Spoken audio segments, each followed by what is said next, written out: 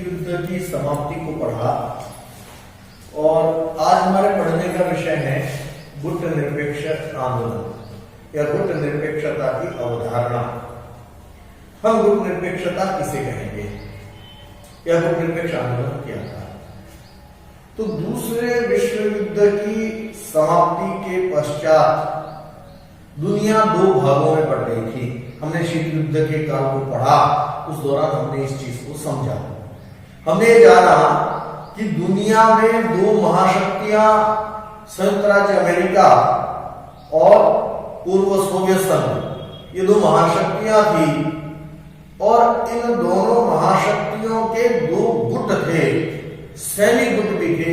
एक का नाटो था अमेरिका का और सोवियत संघ का वार्सा पैक्ट था।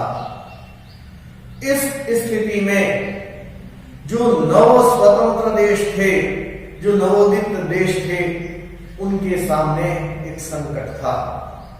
या तो वे इस गुट के सदस्य बने या वो उस गुट के सदस्य बने, और यदि वो किसी एक गुट की सदस्यता लेते हैं तो दूसरा गुट उनका स्वतः विरोधी हो जाएगा।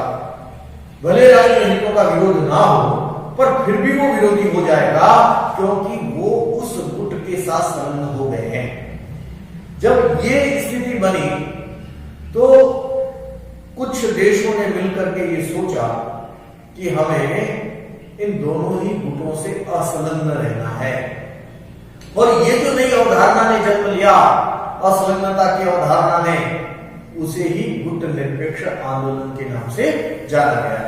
भारत के पंडित जवाहरलाल नेहरू, मिस्र के कर्नल नासिर, यूगोस्लाविया के मार्शल टीटो, इंडोनेशिया के सुकर्णो और घाना के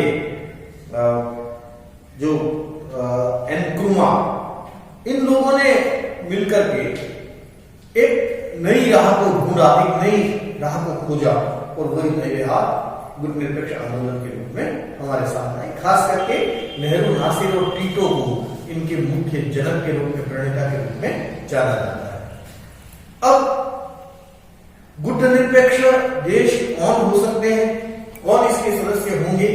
तो इसके संदर्भ में जब शुरुआत हो रही थी 1961 में, इसकी शुरुआत हुई है गुट निरपेक्ष आंदोलन की, और जब इसकी शुरुआत हो रही थी तो काफी विचार विमर्श के बाद नेहरू, नासिर, टीटो जैसे विद्वानों ने ये तय किया कि गुट निरपेक्ष संगठन का सदस्य वह देश बनेगा या बन सकता है जो उपनिवेशवाद का समर्थन ना करता हो, उपनिवेशवाद का विरोधी हो, क्योंकि ये सब नवोदित देश है।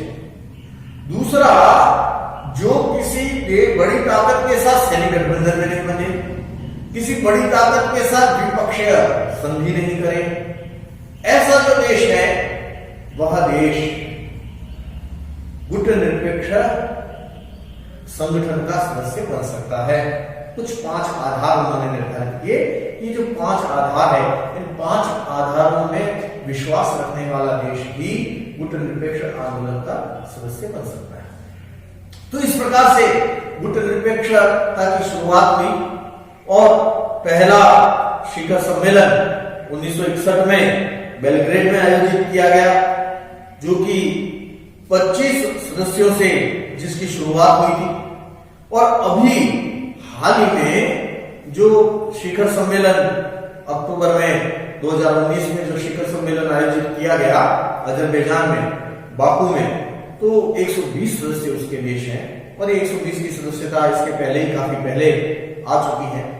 तो यही ये बताता है कि किस तरह से इसकी प्रभावशीलता है कि 25 देशों से शुरुआत होकर के और 120 सदस्यता तक ये देश पहुंच चुका है, अब जबकि शीत युद्ध भी समाप्त हो चुका है।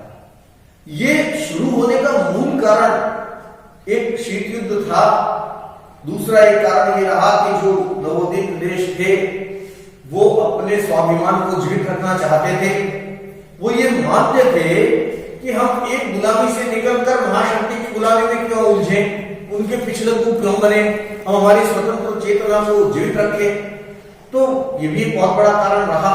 एक आर्थिक कारण भी रहा।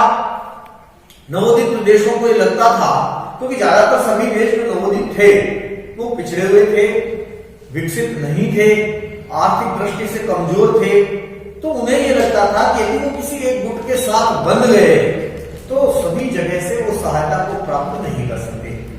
सबसे सहायता प्राप्त करने के लिए जरूरी है कि वो स्वतंत्र रहे, स्वतंत्र विचारशील रहे, और ये विकल्प उन्हें गुट निरपेक्ष आंदोलन के अंतर्गत, गुट निरपेक्ष संगठन के अंतर्गत ही नजर आया, और इसीलिए इसकी सदस्य संख्या लगातार बढ़ती गई। तो मूलतः गुट निरपेक्ष आंदोलन या गुट निरपेक्ष संगठन का जब हम अर्थ देखते हैं, हालांकि बहुत से लोग अलग अलग तरह से उसको कहते हैं, और बहुत से ऐसे अर्थ भी जो नहीं है उनकी तरफ भी इशारा करते हैं, तटस्थता है, पर वो नहीं है। वास्तव में गुट निरपेक्षता वह नीति है, गुट निरपेक्षता वह अवधारणा है जिसके सदस्य देश दोनों ही महाशक्तियों से पृथक रहते हुए, सैनिक गठबंधनों में नहीं बंधते हुए, स्वतंत्रता का समर्थन करते हुए, उपनिवेशवाद का विरोध करते हुए दुनिया में शांति और सद्भाव की स्थापना की चाह रखते हैं और परस्पर मिलकर के शांतिपूर्ण अस्तित्व के आधार पर विकास करने की कोशिश करते हैं, और वो ये मानते हैं कि असंलग्न रहना है, सैनिक गठबंधनों में नहीं बंधना है। पर यह तटस्थता से अलग है। तटस्थता से इसलिए अलग है कि जो तटस्थ है वह तो दुनिया कहीं भी जाए कोई मतलब नहीं, हम हमारे हाल में मस्त। पर पंडित नेहरू ने एक बार कहा था कि यदि दुनिया में अन्याय होता है, स्वतंत्रता को कुचला जाता है, मानवता को रौंदा जाता है, तो उस समय हम चुप नहीं रह सकते। जो असंलग्न है, जो गुट निरपेक्ष है, वह सही और गलत का निर्णय अपने विवेक से करेंगे, सही का साथ देंगे और गलत का विरोध करेंगे।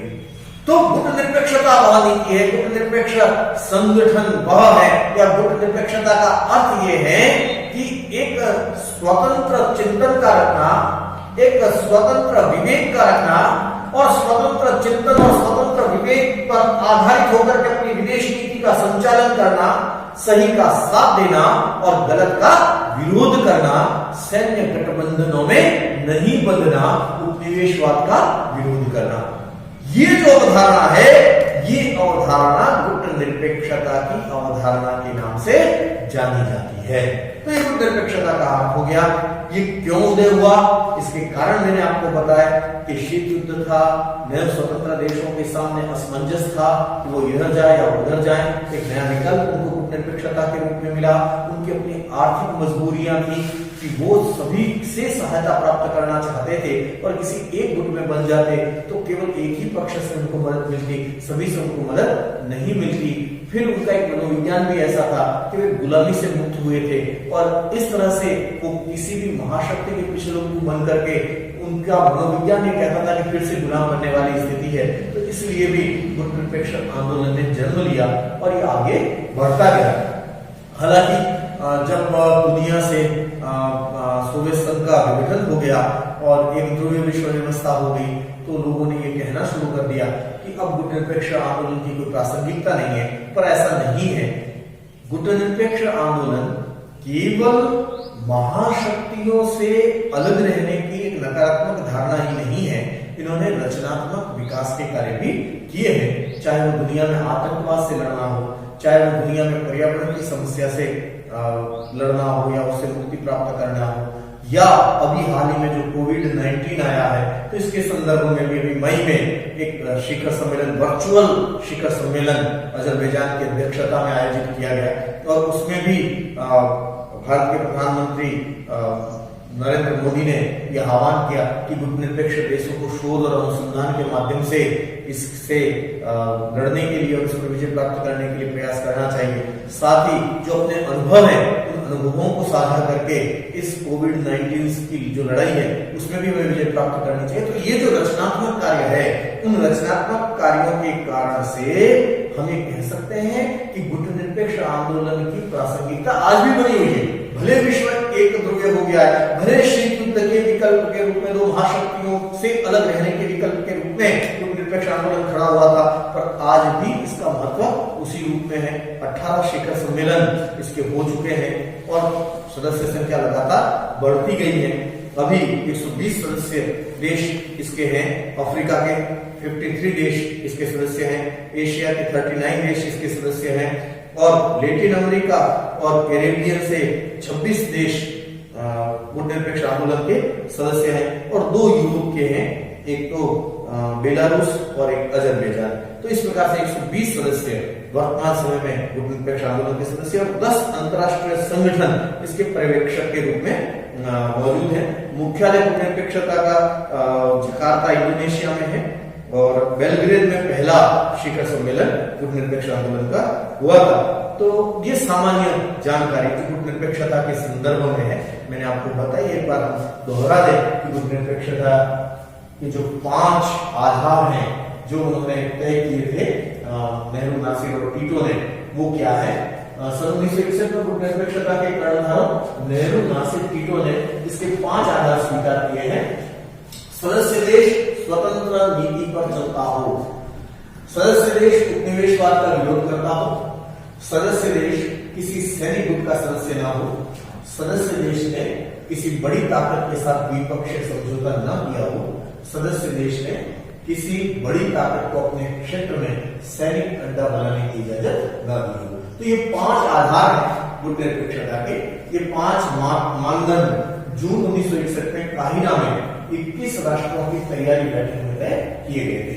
और गुट निरपेक्षता के होने के कारण जो हमने देखे हैं, एक तो शीत युद्ध था जो दोनों महाशक्तियों के बीच में चल रहा था, जो उस शीत युद्ध से अपने आप को अलग रखना चाहते थे, उन्होंने गुट निरपेक्षता का रास्ता अपनाया।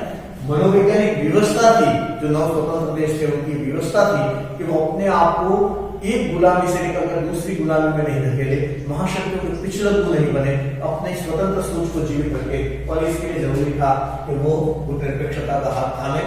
सैनिक गुटों से पृथक रहने की उनकी चाह जिन देशों की थी, उनके लिए भी एक नया मंच गुट निरपेक्षता के रूप में मिला, क्योंकि दोनों महाशक्तियों के अपने सैनिक गुट थे और जो उनमें नहीं मिलना चाहता था उनके लिए एक मंच था।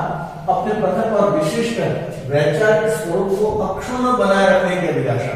ये जो नए देश स्वतंत्र हो रहे थे 1945 के बाद, उन देशों में ये चाहते कि उनकी अपनी जो सोच है, वो अपनी जो वैचारिक अवधारणा है, उसको वो जीवित इन महाशक्तियों के साथ मिलकर रहे, क्योंकि वो दोनों महाशक्तियां किसी न किसी वैचारिक दृढ़ता के साथ जुड़ी हुई थी, वैचारिक प्रतिबद्धता के साथ प्रतिबद्ध थी। और जो इन दोनों प्रतिबद्धताओं से अलग रखना चाहते थे, वो उनके लिए जरूरी था कि गुट निरपेक्षता को अपनाएं। स्वतंत्र विदेश नीति का संचालन जो राज्य चाहते थे उनके लिए भी जरूरी था, क्योंकि यदि वो किसी गुट में शामिल होते तो उस गुट की जो निर्णय होता, उस गुट की जो सोच होती, उसी के अनुरूप उनको विदेश नीति का संचालन करना पड़ता। वो स्वतंत्र विदेश नीति का संचालन नहीं कर पाते, तो इसलिए भी उन्होंने सोचा कि उन्हें गुट निरपेक्षता को अपनाना है। और आर्थिक कारण, जैसा मैंने पहले भी बताया कि ये देश ज्यादातर सब आर्थिक रूप से पिछड़े हुए थे और इसलिए इनके लिए बहुत जरूरी था कि सबसे जहां से मदद मिल सके वहां से मदद ले। और ये तभी संभव था कि वो जो दोनों गुटों से अलग रहते, और इसीलिए गुट निरपेक्ष संगठन अस्तित्व में आया और आगे बढ़ा।